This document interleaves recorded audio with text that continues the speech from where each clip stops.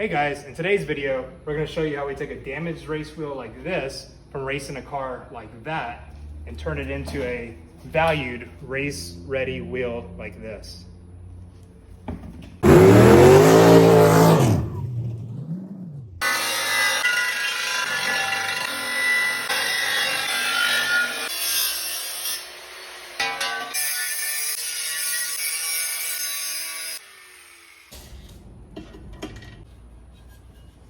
Put together.